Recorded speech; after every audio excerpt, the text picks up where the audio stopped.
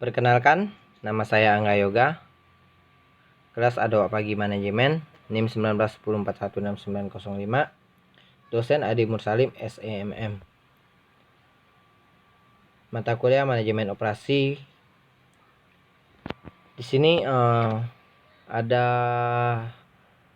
video yang diberikan untuk kami menonton, setelah itu menjawab setiap pertanyaan dari video yang sudah diberikan.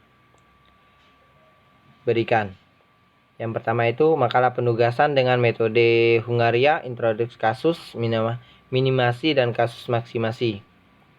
Masalah penugasan merupakan suatu masalah yang sering muncul dalam banyak kasus pembuatan keputusan yang mengenai pengaturan objek untuk melaksanakan tugas dengan tujuan minimalisasikan biaya, waktu, jarak, dan sebagainya, dan maksimalkan keuntungan, kepuasan, dan sebagainya, seperti kasus menentukan siapa mengerjakan apa, menetapkan fungsi sebuah mesin, menentukan sadasmen untuk suatu wilayah pemasaran, dan sebagainya. Metode Hungarian. Metode yang diterapkan untuk kasus penugasan telah didesain khusus yang disebut dengan metode penugasan Hungarian atau Hungarian Method plus Technique. Awalnya, metode Hungarian ini ditemukan dan dipublikasikan oleh Harlan Wikun pada tahun 1955, dan pada tahun 1947 metode tersebut diperbaiki oleh James Marcus yang kemudian dikenal dengan algoritma Kuhn-Marcus.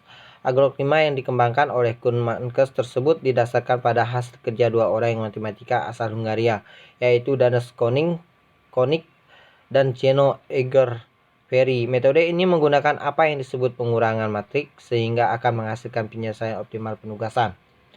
Metode Hungaria adalah metode yang memodifikasikan baris dan kolom dalam matriks efektivitas sampai muncul sebuah komponen nol tunggal dan setiap baris atau kolom yang dapat dipilih sebagai alokasi penugasan.